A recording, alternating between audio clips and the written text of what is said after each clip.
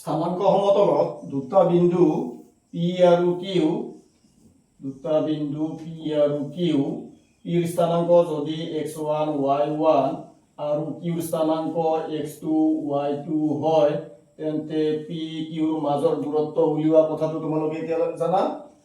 দূৰত্ব যদি উলিয়াও আমি তেতিয়া হলে হ'ব P Q √x2 - x1 whole square plus y2 - y1 whole square. আকৌ যদি P বিন্দুৰ দূৰত্ব মূল বিন্দুৰ পৰা নিৰ্ণয় কৰিবলগীয়া হয় এই দূৰত্বটো মানে OP, এইটো তোমালোকে জানা OP √x² প্লাস y² যদি P ৰ স্থানাঙ্ক আমি x আৰু y হিচাপত লৈ লম। P ৰ স্থানাঙ্ক x y হলে মূল বিন্দুৰ পৰা P ৰ দূৰত্ব হ'ব OP √x² প্লাস y²। মানে কি জানিলো আমি স্থানাঙ্ক সমতলত থকা যিকোনো দুটা বিন্দুৰ মাজৰ দূৰত্ব আমি পালো। আৰু কি পালো স্থানাঙ্ক সমতলত থকা যিকোনো এটা বিন্দু মূল বিন্দুৰ পৰা কিমান দূৰত আছে মানে মূল বিন্দুৰ পৰা দূৰত্বটো আমি পালো। এতিয়া আমি নতুন এটা সূত্ৰ আলোচনা কৰো, এটো হৈছে সেকশন ফৰ্মুলা, বিভাজন সূত্ৰ। সেকশন ফৰ্মুলা, বিভাজন সূত্ৰ।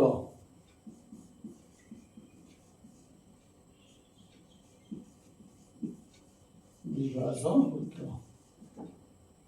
সেকশন মানে কি? ধৰা এডাল ৰেখাখণ্ড আমাক দিয়া আছে PQ, এই ৰেখাখণ্ড ডালক কৰবাত যদি আমি কাটি দিও তেতিয়াহলে দুটা সেকশন আছে। PQ যদি আমি কৰবাত ছেদ কৰি দিও মাজত কোনো এটা বিন্দু লম তেতিয়াহলে আমি ইয়াৰ পৰা দুটা পাৰ্ট পাইছো। দুটা পাৰ্ট পালে এই মাজৰ যেটো বিন্দুৱে ছেদ কৰিছে এই বিন্দুটোৰ স্থানাঙ্ক উলিওৱা যেটো ফৰ্মুলা হ'ব সেই ফৰ্মুলাটোকে কৈছে সেকশন ফৰ্মুলা বা বিভাজন সূত্ৰ। এতিয়া আমি চাও এইটোৰ ডিডাকশন কেনেকৈ কৰিম, সূত্ৰটো কেনেকৈ আমি উলিয়াম সেই কথাটো আলোচনা কৰিম। গতিকে ভিডিওটো স্কিপ নকৰাকৈ প্ৰথমৰ পৰা শেষলৈকে চাই থাকা, লগতে চেনেলটো সাবস্ক্ৰাইব কৰিবা আৰু লাইক শেয়াৰ কমেন্ট কৰিবলৈ নাপাহৰিবা।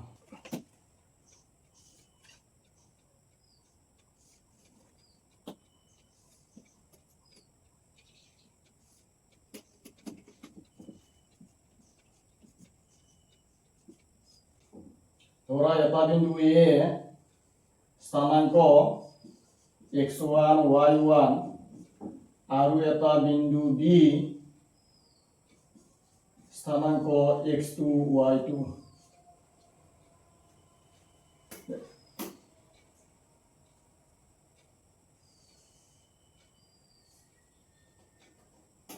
যদি A Bৰ মাজত কোনো এটা স্থানত P আন এটা বিন্দু ইয়াৰ স্থানাঙ্ক ধৰি ললো xy,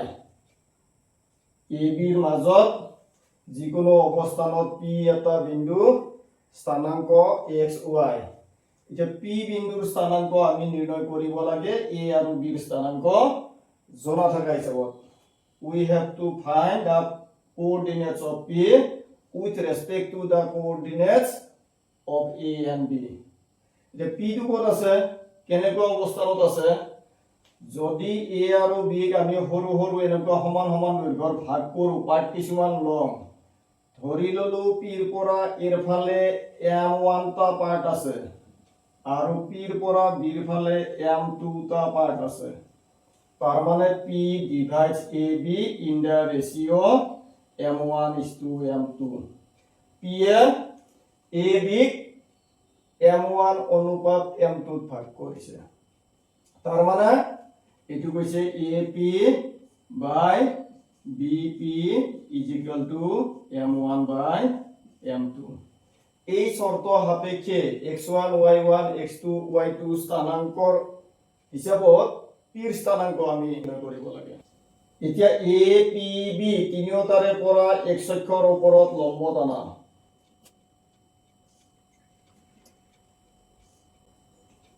আমি তিনিটা লম্ব টানিলো, আকৌ A আৰু P ৰ পৰা x অক্ষৰ সমান্তৰাল দুডাল ৰেখা অংকন কৰিম।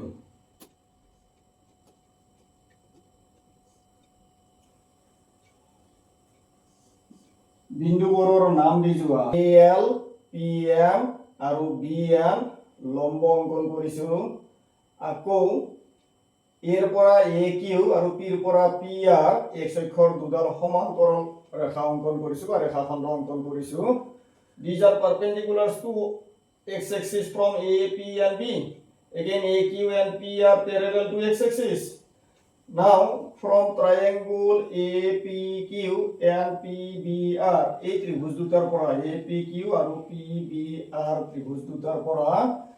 আমি দেখিছো angle Q is equal to 90 degree আকৌ এংগুল R 90 ডিগ্ৰী কিয় 90 এই দুইডালৰ আছিল x অক্ষৰ ওপৰত লম্ব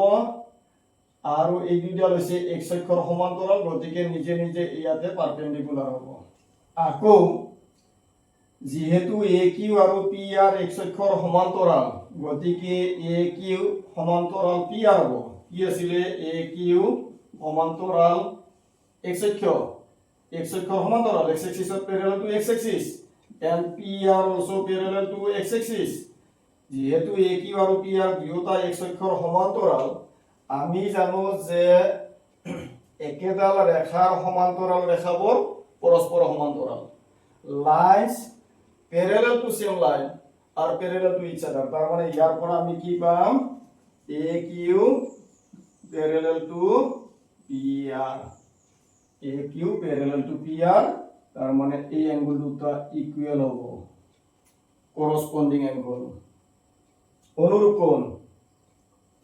এতিয়া আমি দুটা ত্ৰিভুজত আমি দুটা কোণ সমান সমান পাইছো angle A is equal to angle P আৰু angle Q is equal to angle R যেহেতু দুজোৰ কোণ সমান সমান পাইছো two pairs of angles are equal therefore the triangles are similar এতেকে ত্ৰিভুজ দুটা সদৃশ হ'ব কি পালো ত্ৰিভুজ দুটা সদৃশ ত্ৰিভুজ কি আছিল A P Q সদৃশ similar ত্ৰিভুজ P B R আকৌ আমি জানো সদৃশ ত্ৰিভুজৰ অনুৰূপ বাহুবোৰ অনুপাত সমান in similar triangles corresponding sides are proportional or are in equal ratio সমান অনুপাতত থাকিব তাৰ মানে AP ইয়াৰ অনুৰূপ বাহু PB corresponding parts corresponding side PB বা এইটো ইচ্ছা কৰিলে আমি BP বুলিও লিখিব পাৰো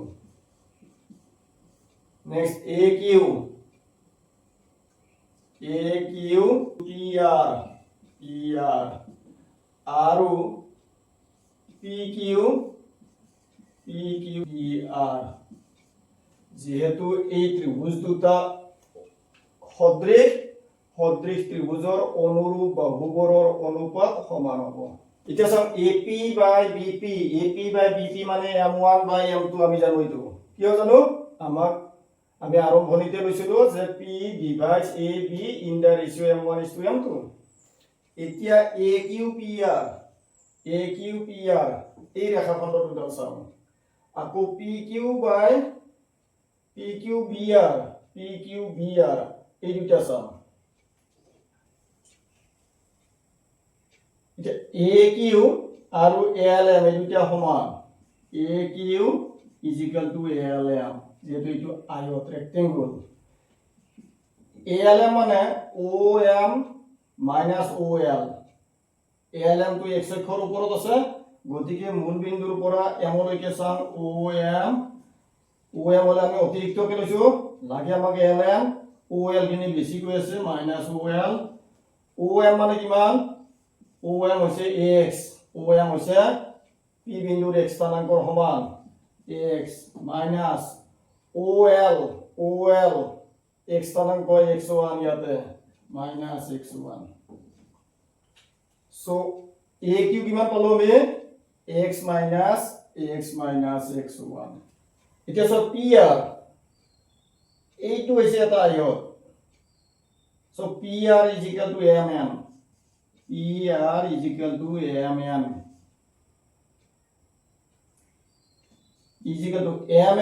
আমি যদি ওর পৰা চাম ওলৈকে গৈছো n লৈকে গৈছো ON মাইনাস লাগে আমাক MN আমি ওর পৰা n লৈকে চালো এইখিনি অংশ OM তো আমি বেছি কৰি চাইছো মাইনাস ও এন ইয়াতে x স্থানাঙ্ক আছিল x2 মানে এইখিনি হ'ব ও এন মানে x2 মাইনাস ও এম এটো হৈছে x x2 minus x কি পালো pr is equal to x2 minus x pq এটো হৈছে x অক্ষৰ ওপৰত তৰা লম্ব মানে y অক্ষৰ সমান্তৰাল হৈ আছে y অক্ষৰ সমান্তৰাল হলে pq মানে আমি x অক্ষৰ পৰা চাম pm আমাক লাগে pq লাগে pq লাগিলে p বিন্দুৰ অৱস্থান x অক্ষৰ পৰা এই দূৰত্বটো চাম আমি pm আমাক লাগিছিল pq মানে এই অংশটো আমি বেছিকৈ ললো qm minus qm pm মানে হৈছে স্থানাঙ্ক y স্থানাঙ্ক হয়তো y minus qm এইটো এটা আয়ত qm is equal to al হ'ব এই দুটা সমান সমান y minus al ইয়াতে y স্থানাঙ্ক আছে y1 তাৰ মানে কি পালো আমি এইটো pq পাইছো pq is equal to y minus y1 পালো আগত কি পালো aq is equal to x minus x1 আৰু pr is equal to x2 minus x পাইছো pq y minus y1 পালো আকৌ এতিয়া br লাগে br এই ত্রিভুজটো br হলে আমি x অক্ষৰ পৰা চাম b l ৰ পৰা চাম br is equal to bn minus rn এইখিনি অতিৰিক্ত লৈছো আমি bn এটো হৈছে y2 minus rn আৰু pm সমান pm y2 minus pm এটো হৈছে y so br কিমান পালো br is equal to y2 minus y এতিয়া সম সদৃশ ত্ৰিভুজৰ পৰা আমি এই অনুপাত কেইটা পাইছিলো অনুৰূপ বাহুবোৰৰ অনুপাত সমান কৰসপন্ডিং সাইড সাইড ইকুৱেশ্যন এই কেইটা যদি আমি মানবোৰ ব্যৱহাৰ কৰি দিও AP by BP P divides AB in the ratio M1 is to M2 তাৰ মানে AP by BP is equal to M1 by M2 আকৌ সম AQ মানে x minus x1 by PR x2 minus x PQ y minus y1 BR y2 minus y এতিয়া প্ৰথম দুটা অনুপাত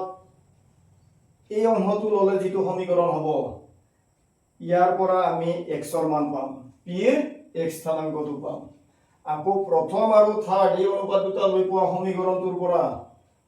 আমি y মান পাম মানে p ৰ y স্থানাঙ্কটো পাম এতিয়া চাম আমি এই প্ৰথম দুটা যদি চাম ইয়াৰ পৰা একেবাৰে ক্ৰস মাল্টিপ্লাই কৰি দিম m1 x2 minus m1x is equal to m2x minus m2x1 পৰৱৰ্তী দিন আমি পিছত আলোচনা কৰিম প্ৰয়োজন সাপেক্ষে অকল প্ৰথমটো মানে x ৰ মানটো কেনেকৈ উলিয়াম চাম আমি এতিয়া আমাক লাগে x ৰ মান উলিয়াব লাগে গতিকে x টকাটো আমি একে সাইডত লম x টকাটো x ইয়াতে আছে m1x আৰু ইয়াতে আছে m2x গোটেইবিলাক বাওফালে লম minus m1x who side plus asile both side tanile minus m2x is equal to who side loi ja minus m1x2 minus agor pora ase m2x1 gotte kitar pora ami minus cancel koribo paru minus jodi uthai diu aru x common lom m1 plus m2 থাকিবো আৰু minus cancel কৰিছো আমি সোঁফালে থাকিব m1 x2 plus m2 x1 এতিয়া আমাক লাগে x ৰ মান ইয়াৰ পৰা x উলিয়াব লাগিলে আমি পাম x is equal to m1 plus m2 লেফটত ইনটু আছে রাইটত গলে divide m1 plus m2 divide আৰু হো সাইডে যিখিনি আছে এইখিনি একে থাকিব m1 x2 plus m2 x1 so কি পালো ax is equal to m1 x2 plus m2 x1 divided by m1 plus m2 একেদৰে এই দুটা যদি চাও মানে ফাৰ্স্ট আৰু থাৰ্ড এই দুটা যদি চাও এই দুইটাৰ পৰা পাম এইটো নিচিনা আমি ক্যালকুলেশন কৰিলে কৰিব পাৰো এইটো নিচিনা যদি চাও y is equal to m1 plus m2 তলত plus m1 plus m2 তলত হৈছে m1 plus m2 ওপৰত হ'ব m1 into x উলিয়ালে x2 y উলিয়াই আছো y2 plus m2 x উলিয়ালে x1 y উলিয়াই আছো y1 তাৰ মানে এইটো হৈছে আমাৰ সূত্ৰ কি বলো যদি p বিন্দুৱে a b কোনো এটা অনুপাতত m1:m2 অনুপাতত ভাগ কৰে তেতিয়া হলে p ৰ স্থানাঙ্ক হ'ব x m1 x2 m2 x1 by m1 m2 আৰু y m1 y2 m2 y1 divided by m1 m2 এতিয়া কথা হল p টো ক'ত আছে আমি আলোচনা কৰিছো a আৰু b ৰ মাজত কৰবাত আছে তাৰ মানে in p divides ab internally in the ratio m1:m2 অন্তঃভাৱে বিভক্ত কৰিছে p বিন্দুৱে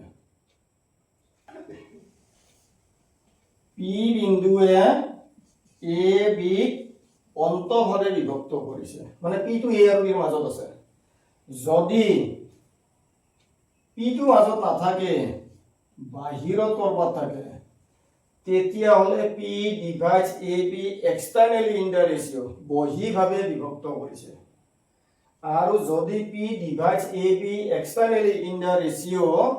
m1:m2 বহিভাৱে বাহিৰত যদি হয় এনেকুৱা কন্ডিশনত x is equal to m1 x2 minus m2 x1 divided by m1 minus m2 internally অন্তঃভাৱে হলে প্লাস হৈছে আৰু এক্সটার্নালি যদি হয় তেতিয়া হলে মাইনাস হৈছে বাকি একে আছে আকৌ y is equal to m1 y2 minus m2 y1 divided by m1 minus m2 যদি p বিন্দুটো a আৰু b ৰ মাজত মানে মিডল পয়েন্ট হয় মধ্যবিন্দু হয়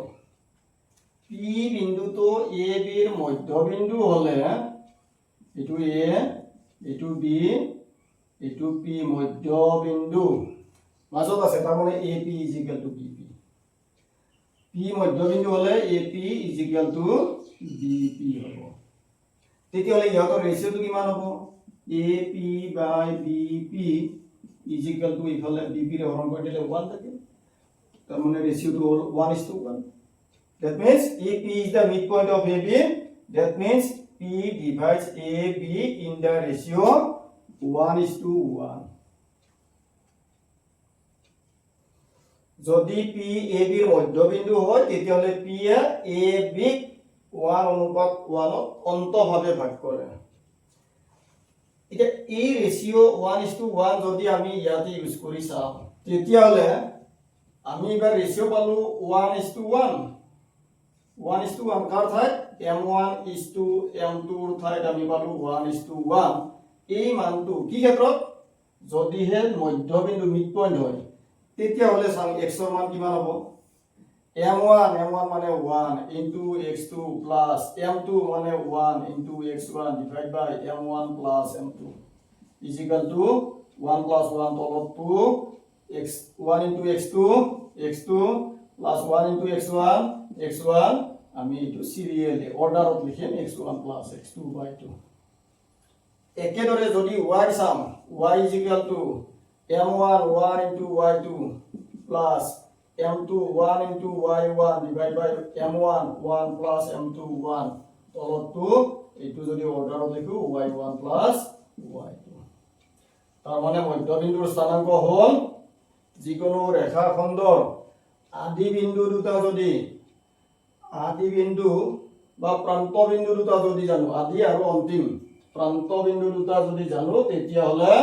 ইয়াৰ মধ্যবিন্দুটো আমি উলিয়াব পাৰিম তাৰ x স্থানাঙ্ক হ'ব x1 plus x2 by 2 আৰু y স্থানাঙ্ক হ'ব y1 plus y2 by 2